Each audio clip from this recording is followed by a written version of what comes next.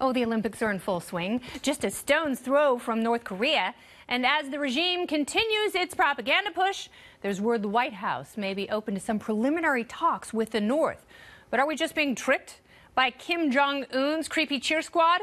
Joining me now, former CIA operative and president of Diligent LLC.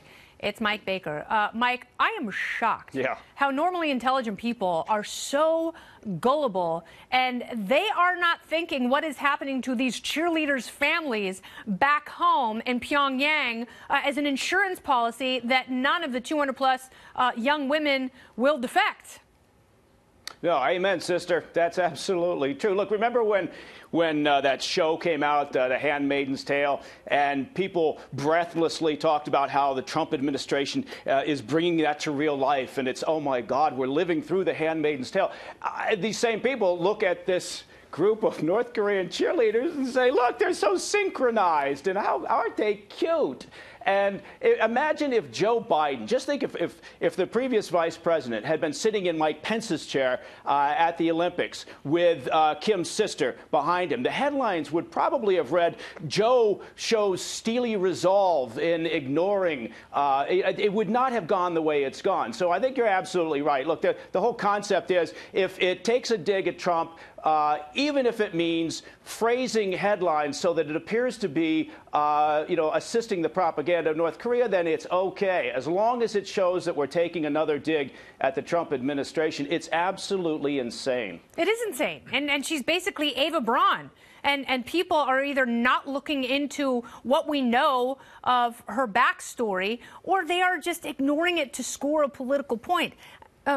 Right. I think you're right here. I think the problem is that people aren't, for the most part, aren't looking at this in full context, or they're just not paying attention to history. Look, her brother, her father, and her great-grandfather, who was put in place, by the way, in 1946 by the old former Soviet Union, it's a multi-generational, despotic, deadly dictatorship. Yeah. And she is front and center in the current generation. She is the head of the propaganda and agitation department. What a great win for her to be over there. But again, this is, I guess it's not surprising. And of course, report on it. She was the first member of this ruling family going back to 1946 to show up in South Korea. So yes, report on it. But the phrasing and the tone of the headlines and the way that they don't get to how despotic it is until further down in the articles is pretty disgusting. It is. And by the way, South Koreans haven't fallen for it. And they're much more invested in this story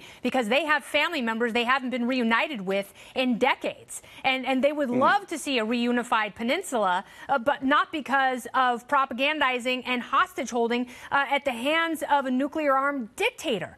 So I think, but the good news coming out of this administration, and we don't know where this is going to land. There's a lot of uncertainty in terms of our foreign policy with North Korea. But what I will say is, if diplomacy is still on the table, and if that is brought about at all because of the Olympic Winter Games being on the Korean Peninsula, that is a great thing for our country, for their countries, and for the world.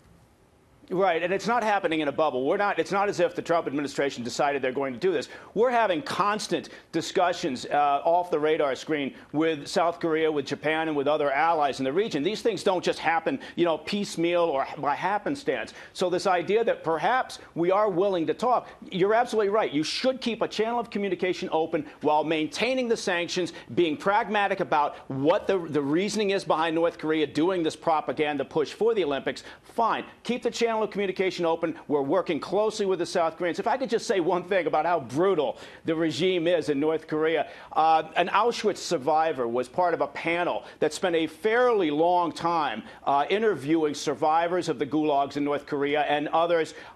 It's a human rights specialist. He's an Auschwitz survivor, and he said, after all that research and interviewing and reporting, he said that he's never seen such brutality. Yeah. In prison camps. He's an Auschwitz survivor. Yeah. So anybody who thinks it's okay to somehow take a dig at the Trump administration by somehow comparing his sister, Kim's sister, to Ivanka Trump, or showing how she outshined Mike Pence, really ought to sit down and take a little time to study the facts. Damn right. Mike Baker, thank you so much.